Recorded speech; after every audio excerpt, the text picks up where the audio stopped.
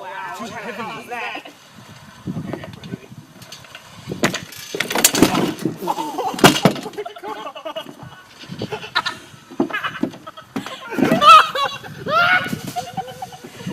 It's fine, I broke my nose.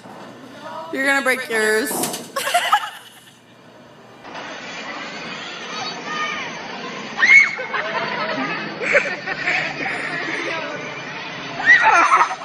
My nose is broken, so is yours now. Don't, Ray. Just hold the sides. You have no traction. Oh God, that seems so painful. Anyways, I hesitated if I should have shown that video to you guys. I hope that you are all, I know you are a lot more smarter, a lot smarter than that. Anyhow, here's our 2.1d. This is the last section in Unit 2.1. And in the first three sections, you learned the concept of set, what sets are, the nature of it. You've learned three different ways to write and express sets. And in this last part, now that we know what they are and see how we can classify them, we're going to learn that that there will be finite and infinite sets. We're going to know how to determine empty sets.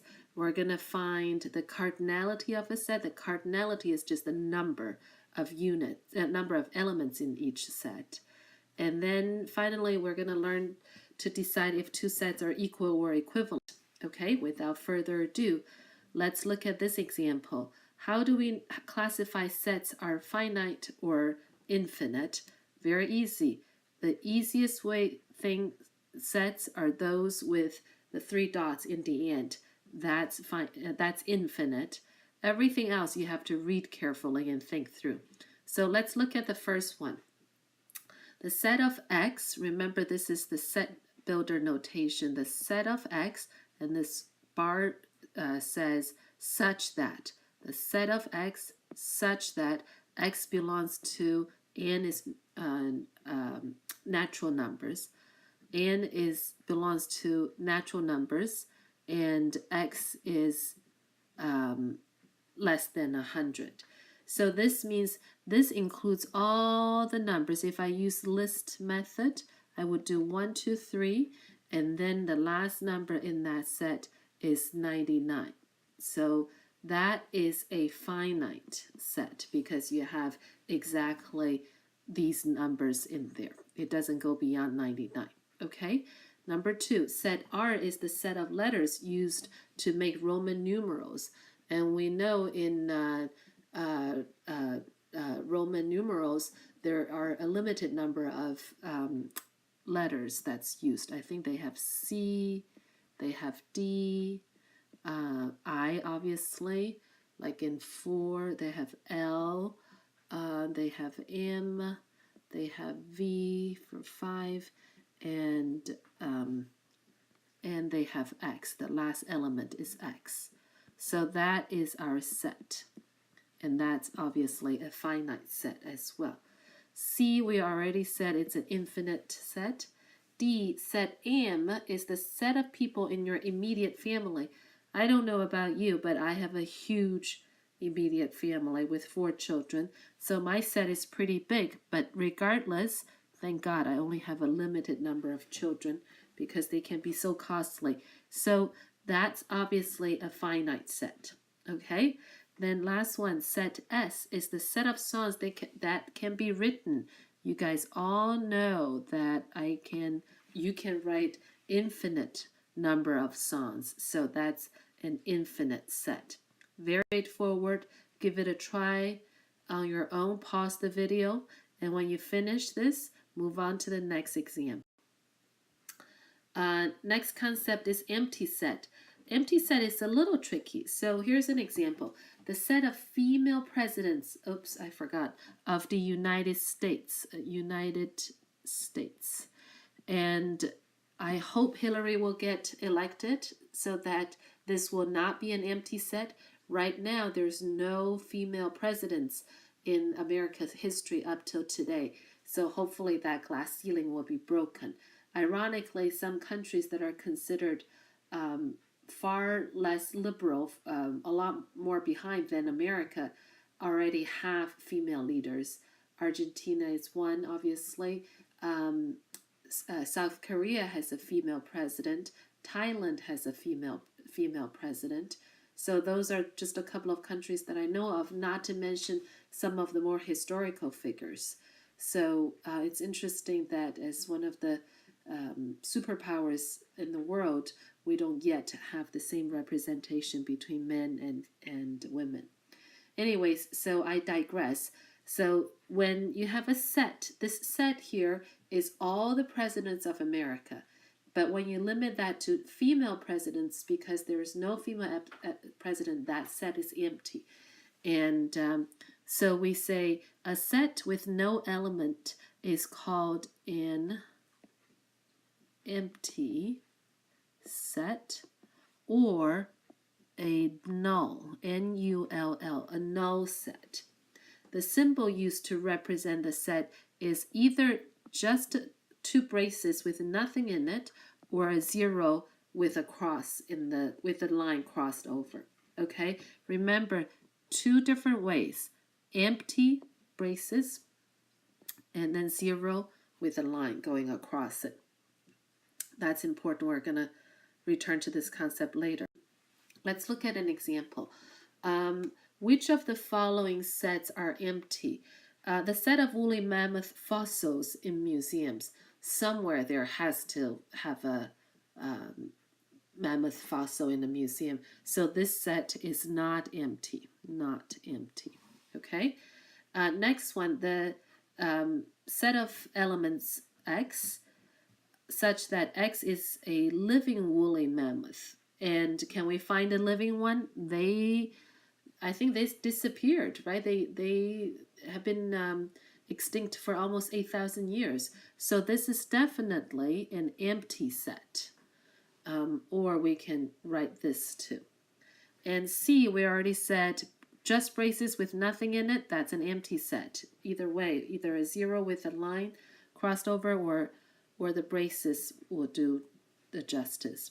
Last one, the elements of X such that, remember, the bar says such that, the elements of X such that, the set of the elements X such that X is a natural number between 1 and 2. We said natural numbers are baby numbers, 1, 2, 3, 4, 5, 6, 7. Is there a number between 1 and 2 that we consider natural? No. So the last one is an empty set. Try this one on your own. Pause the video. Again, I want to point out, do not write the empty set as braces with zero, a line cross in the middle. This is not an empty set. This means it's a set within a set. So I've got a set here with the braces. Within that set, I have a null set, or I have an empty set. So in other words, this set on the left here is actually not empty because it has a null set inside. It has something inside. It has an element inside. And that element happens to be an empty set, but the total set is not empty. So be very careful with that distinction. I know this, I can guarantee you this will show up in your quizzes.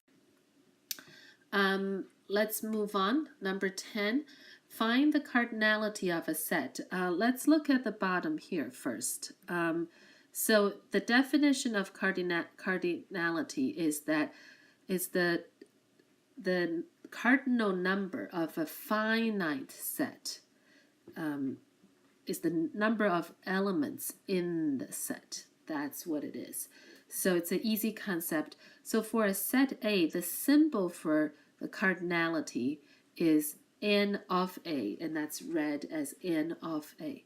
So let's look at example A. I have 5, 10, 15, 20, 25, 30. I have 6 numbers in that set, so I can simply write n of A equals 6 because I've got 6 elements in there and my cardinality is 6. And for B is 10, 12, 14, all the way to 30. It looks like those are even natural numbers between 9 and 31. So altogether I should have 11 numbers in there if you count it right. So I have 11 elements. My n of A should be 11. Okay. C, set C only have one element, so my n of C equals 1. Oh, I'm sorry, I made a mistake here. This should be B rather than A. Sorry about that. And then the last one is an empty set. Because it's an empty set, I'd say the cardinality of this empty set is 0. That's how I express it. Again, I want to bring your attention to what we just talked about. If I have a null set within a set, in this case, let me name this Q, set Q. So at my n of Q, in this case, should be 1 because inside those braces, I have a null set, and that null set is my one element in that set. You see the difference between these two here? Let me use a different color. Between these two, n of the cardinality of a null set is 0, and the cardinality of the set Q in set Q happens to have a null set in it, and that's 1. Okay, so pause the video, give this a try. This should be very straightforward. Now, one of the last concepts in this unit is the equal and equivalent sets, and they are not to be confused. Again, it's very straightforward. It says two sets, A and B, are equal. I gave it away with that equal sign there. So A and B, set A and B are equal if they have exactly the same member or elements. Apologies for the chicken scratch. It's not easy to write with the stylus on my iPad. So again, two sets are equal if they have exactly the same member or elements. Two finite sets. Oops, I don't need it. So two finite sets, A and B, are said to be equivalent. Equivalent. And it's written with a congruent sign, right? Congruency meaning equivalent. If they have the same number of elements, not exactly same members, but same number of elements. So in other words, their cardinalities are the same. The sets inside, the elements don't have to be the same, but their cardinalities, the counting of the elements inside the sets have to be the same. So for example, the two sets ABC, that's one set, and CBA are exactly the same, and therefore they're equal, right? They have the same members, A, B, C, 3. Doesn't matter what the order is. 4, 5, 6 are exactly the same as 4, 4, 5, 6 or 4, 4, 5, 5, 5, 6, 6, 6 because earlier on in 2.b we mentioned that in elements can be repeated. It does not really matter how many times you repeat it. Most often we try to be lazy, do as little as possible. We ignore the repetition. We only write it once. Now set C, X, Y, Z is equivalent to 10, 20, 30. Why? Because their cardinality, the number of elements in each set, are the same. The cardinality of C equals the cardinality of D, and of D, which is 3. Okay, so this is about number of elements at the bottom here. And the red examples, they have to be exactly the same. Repetition is okay, but the elements have to be exactly the same. So here's an example. A, P, Q, R, S, and A, B, C, D. Obviously, 4 letters in each set, so cardinalities are the same. Excuse me, but the elements are different. So this one is equivalent, right? Okay. B, 8, 10, 12, even numbers between 8 and 12, 12, 8, 10. They're exactly the same, and so this is equal. 2, 1, 3. Hold on a second. Is it 2, 1, 3? And the first one is 213, and the second set is 2, 1, 3. So 213 is just one number, and 2, 1, 3 has 3 elements, so they're neither. And D, 1, 2, 10, 20, 2, 1, 20, 11.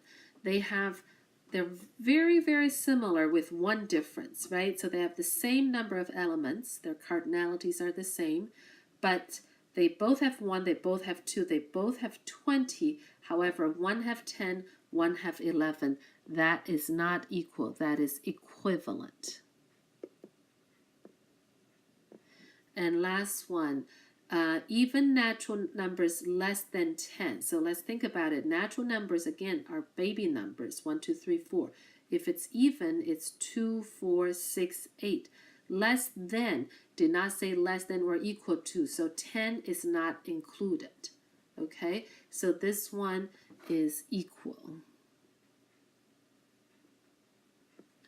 Also notice that if you're equal, you have to be equivalent, right? Because equivalent only means that they have the same numbers, and equal means they have to have the same numbers and they have to be exactly the same. So just want to point that out. Again, pause your video and try these. Finally, one-to-one correspondence. 2 sets have a one-to-one correspondence of elements if each element in the first set can be paired with exactly the same element. Can be paired exactly with exactly one element of the second set. Excuse me. And each element of the second set can be paired with exactly one element of the first set, one-to-one. It's very much like 2 sets of basketball teams on the court, and when they have a one-to-one correspondence, you see in this picture, you see the I can't tell which. I think it's Chicago Bulls in the white uniform, and the blue one is Indiana in that they're one-to-one, right? So one element in one set has exactly one corresponding element in the other. So let's look at this example. Show that the sets 8, 6, 24, 32, and STUV have a one-to-one correspondence. So what you do is you write the first set on top. That's the first set. Then you write the second set, STUV, at the bottom. And then all you need to do is to show that they are having the same number of elements. Their cardinalities are the same. That's it. And the sets X, Y, Z and 5, 10 obviously do not have a corresponding. It does not do not have a one-to-one correspondence. So see if we line them up, X, Y, Z. Make sure the commas and the braces all line up. See, we have X and 5 as a pair, Y and 10 can be a pair, but What about here? There's nothing here. So this one is not 1-to-1 correspondence. Okay, so again, here's the final practice on your own. After that, please make sure that you finish today's independent practice as well. And as a final note, please review today's learning goal. Are you able to classify finite and infinite sets? And remember, infinite sets only applies to, so finite and infinite sets. Second, determine empty set, and we stressed several times that null sets does not equal the set of null sets. There are two different concepts.